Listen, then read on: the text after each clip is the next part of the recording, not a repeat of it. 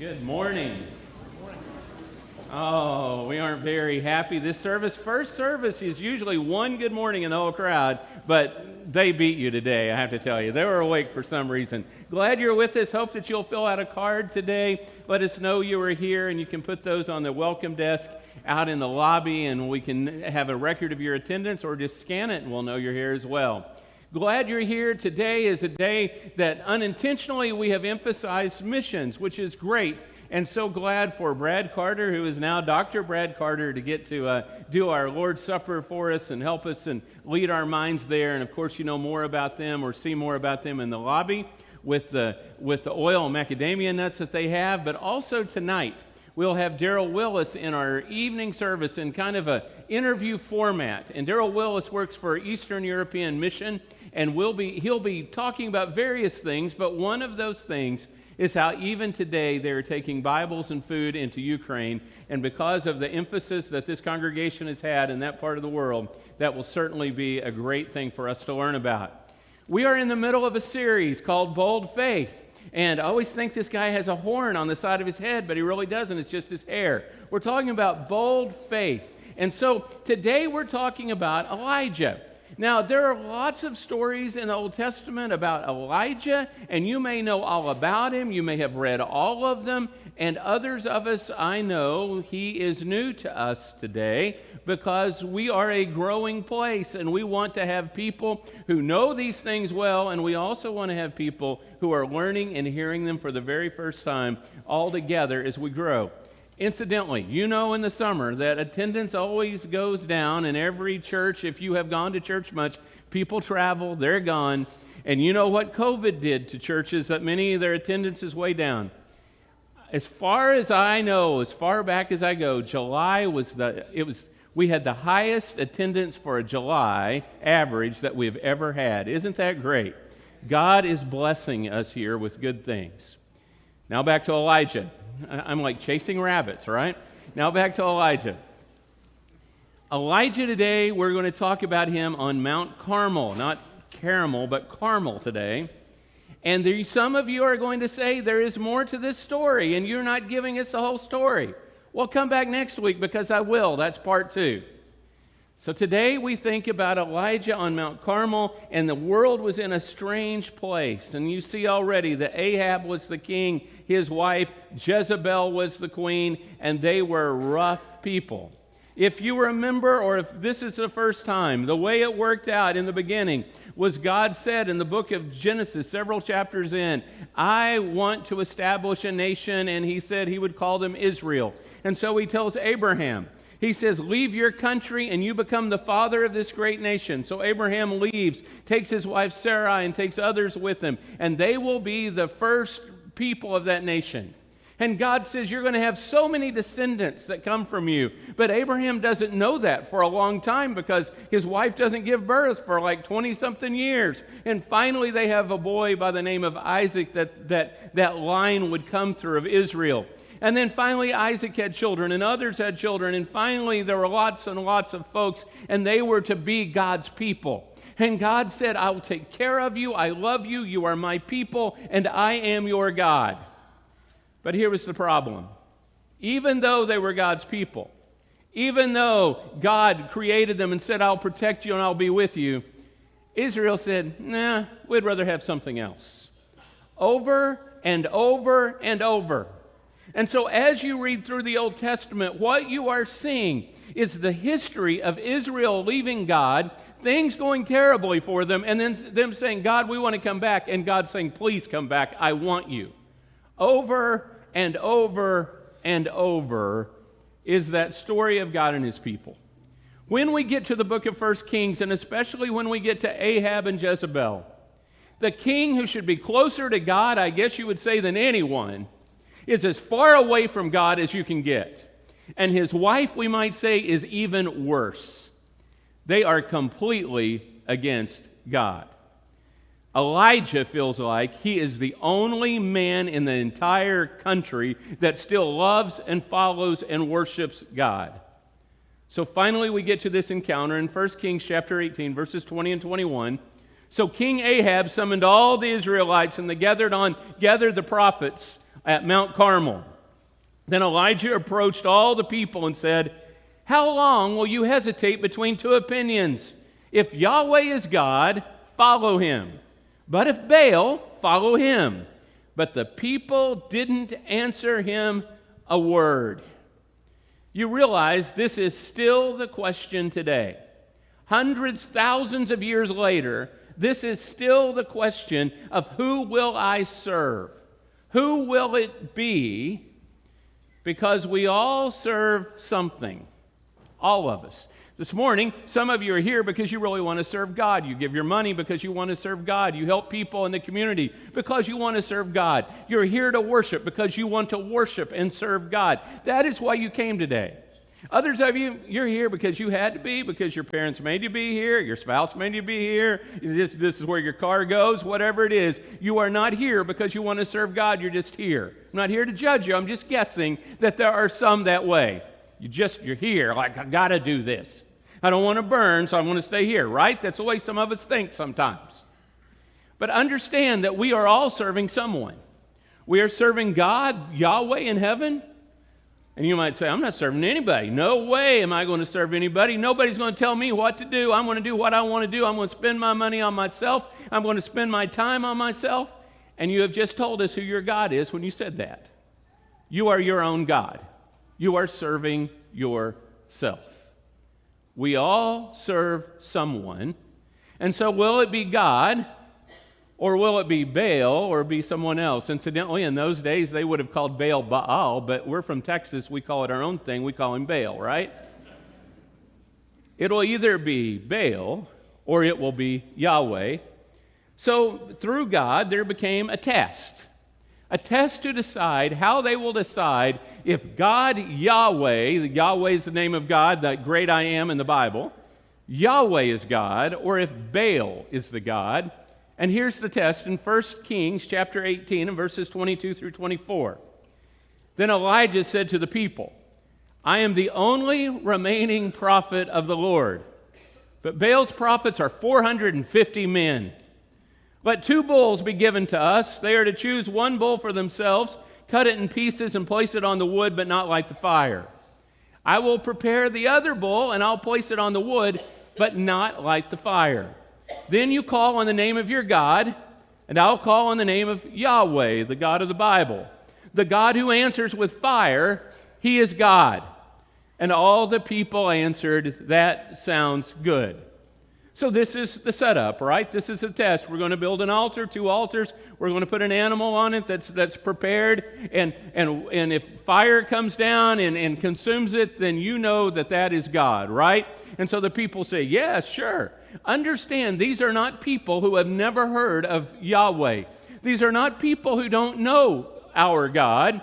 These are people who are called his children, who have decided to go away from him, who have decided, well, I don't know. I don't really know if he's that important or not. It would be like you raising your child and loving your child, and then your child saying, I don't really want to, I don't want to be with you anymore. What have I done wrong? Well, nothing. I just want somebody else. I want to try somebody else. Somebody has a bigger house. Somebody will give me a bicycle, whatever.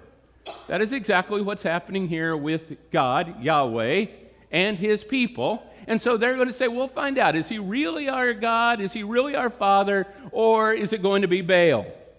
So here are the conditions that go along with this. In 1 Kings chapter 18, the next few verses, then Elijah said to the prophets of Baal, "Since you are so numerous, choose for yourselves 1 bull and prepare it first. Then call on the name of your God, but don't light the fire." So they took the bull and they gave, and that he gave them, they prepared it, and they called out on the name of Baal from morning until noon. Understand this. This is not a little quiet prayer. This is going to be really loud as they pray to Baal. Morning until noon. Are you talking about 4 hours, 6 hours, 8 hours, whatever it is? Saying, "Baal, answer us." But there was no sound. No one answered. Then they danced, hobbling around the altar that they had made. And at noon, Elijah mocked them. "Shout loudly, for he's a god. Maybe he's thinking it over. Maybe he wandered away. Or maybe he's on the road. Perhaps he's sleeping and we'll wake him up." They shouted loudly, and they cut themselves with knives and spears according to their customs. Can you imagine whenever he's making fun of them, hey, shout a little louder. Maybe your God's on a trip. Just shout a little louder. Maybe, he's asleep and didn't hear the alarm, right? And so they all shout louder.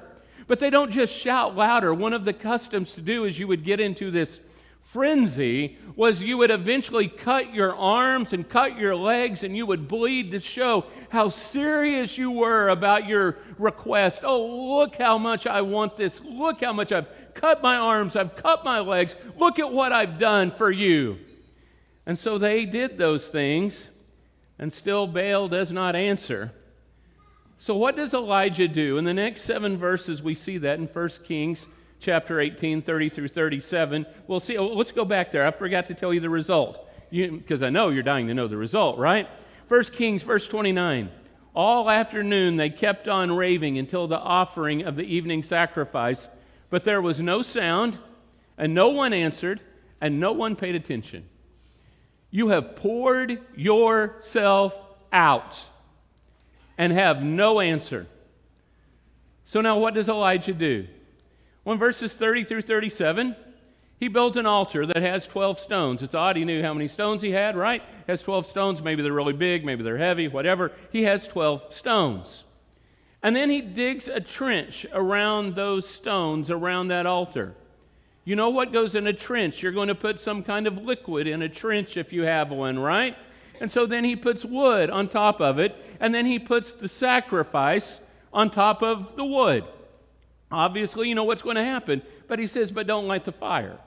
Then he says, take 12 jars of water and pour on top. But he didn't say just 12. He said, take 4 and pour it on top of this altar, on top of the bowl, on the rocks, and then it ran off into the trenches. He said, take 4 more. And so they do it again, and now, wow, you've got a lot of water, 8 jars full. He goes, no, do it again, 4 more. And so he pours on 12 jars full. This is not an accident that it's 12. Maybe you are already ahead of me. Some of you already know this. Israel was based on 12 tribes. This altar represents Israel. And so this altar where this sacrifice is Israel.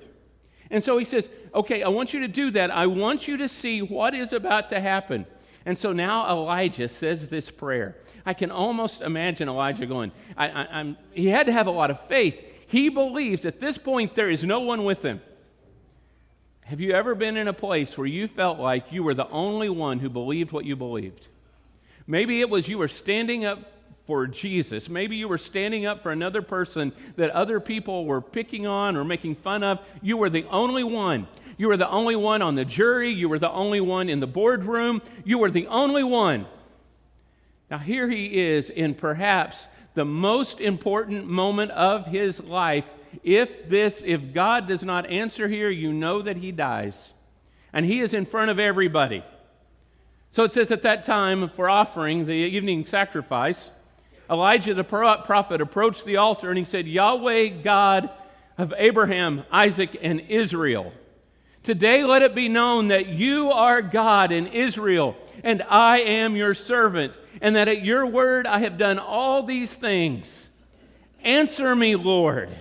Answer me so that this people will know you, that you, Yahweh, are God, and that you have turned their hearts back. This is a very unselfish prayer that he is praying. He is not praying so that I live. He doesn't say that, although that's the truth, right? He is saying so that they know you are God. Lord, please answer this so that they see it. This is a prayer about God to God for the welfare of these people so that they have God and so that God is blessed by their praise. So here's the result. The next verses in 1 Kings 38 and 39. Then Yahweh's fire fell and consumed the burnt offering, the wood, the stones, and the dust, and it licked up the water that was in the trench. When all the people saw it, they fell face down, and they said, Yahweh, He is God. Yahweh, He is God. How could you deny it at that moment, right? Most of the time, God works in the little things, but every once in a while, God does something really dramatic. And this was a really dramatic moment. And in this moment, how would you say anything else but Yahweh, He is God? And the people see it. You can imagine them on their faces. You can imagine the fear they had as this fire comes down. And what God is saying to Israel is, I am your overwhelming power. You have no power on your own, but I am the power. I am so great, not only do I burn the sacrifice, but I burn the rocks, I burn the dust, I burn the water. I take it all. That's who I am. And so God is that power. Now, I want you to think about the prophets for just a minute. Although the scripture is not on your screen, what we find out is all these prophets die. Baal's prophets lost their lives for misleading the people. I take this job really seriously, what I do. They're better preachers. That's not what I'm saying. What I'm trying to say is, if I mislead you, especially if I mislead you intentionally, I will be judged by God as harshly as could be judged for that, for trying to mislead people. There are times that it would be easier for me to say things than what I say. There would be times that it would be easier for me just to brush over things. There would be times that it would be easier for me to say, you can't leave today unless you all put $50 in my hand, right? I cannot mislead you. It would be eternally wrong for me to do. I cannot do that. Baal's prophets were leading these people, the nation of Israel, God's people, away from God Himself. If you have had someone take a family member from you in one way or another, or take a friend away from you in one way or another, you may understand just a glimpse of what God's heart felt like when His people were being persuaded to follow Baal rather than to follow Him. And so it was not good for the people, for the prophets of Baal. Now here's my question for us today. What would it take for me to obey God? That might sound like a strange question to you, but what would it take for me to obey God? How about if God said, I love you with all of my heart, with all of my being, I love you. Would that be enough for me to want to obey God? How about if God said, the reason I have given you direction and commandments is because I'm trying to keep you out of the pitfalls of this world. I'm trying to help you get there to the right place. Would that be enough for me to obey God? How about if God said, I knew you in your mother's womb. I have known you longer than anyone. Would that be enough for me to obey God? How about if God said, before the creation of the world, I already had plans for you? Would that be enough for me to obey God? You see, He said all these things that I just told you. And some of us, we're here because we want to obey God. And not just obey, but love God and follow God and be with God and worship God. And others of us, it is, what time are we getting out, right? And it's not about God at all. It's about whatever serves me. Or give me a little bit of God and give me a whole lot of me and what I like. It doesn't work that way. A few weeks ago, we talked about the difference in commitment and surrender. And you remember, commitment is that idea that I'm still in this. I have committed to do such and such. I'm still holding on to power when I commit because I can decommit. But when I surrender, I hand over all my weapons and I say, whatever you want, I now belong to you. And that is what God has called us to surrender to Him and to say from now on, it's all you, I want you. What would it take for me to follow God? Well, we always talk about, or at least I do at the end of a sermon, about those things sometimes we call the invitation, that you can come forward and we'll pray for you as a whole church, or you can write to us at elders@mcoc.org, and the elders will pray for you, or you can find someone at the back and we'll pray for you individually, quietly, or with a group, whatever you want. And we talk about the importance of baptism, and I'll say, you can be baptized today. You can walk forward, and we'll go back here behind the screen, and you'll be baptized into Christ, and talk about those things, and receiving forgiveness, and you get to follow Jesus in this incredible way, and you receive the gift of the Holy Spirit, and how wonderful it is, just like so many people have done this year in this congregation. I'm going to add one today, okay? If you have questions to this question, what would it take for me to obey God? And you don't want to tell everybody else, but you want to tell me, write to me at dduncan@mcoc.org. Write to me. And we'll talk about whatever it is that is standing in the way. Now, we have a lot of people here, but we have a lot of people watching online as well. What is it that is standing between me and following God? Maybe that means baptism. Maybe that means just going to church. Maybe that means living for Jesus, whatever. What we want to do is be closer to God than we were when we came. We want to work through these things. If you were to go down these, if you are new here, if you just come on Sunday morning in and out, and you may think, oh boy, there are a bunch of perfect people there. If you started going down these rows, you'd find out there are no perfect people here, including there's not a perfect person standing on the stage. We're all imperfect people who are looking for Jesus to help us, and He's the one that takes away our sins. We are all struggling with something, but for those who are disciples of Jesus, what they have decided is, I am going to stick with Jesus even though I don't always understand or have this figured out. I know where the answer is. I'm going to be with Him, and we're going to ride this thing through. If you need that kind of help, I want to help you. I'll keep it private. I'll make it public, whatever you want it to be. But we want to honor Jesus with everything we can. We want to say, we follow the Son of God, and we follow Yahweh Himself. Come this morning as we stand and sing.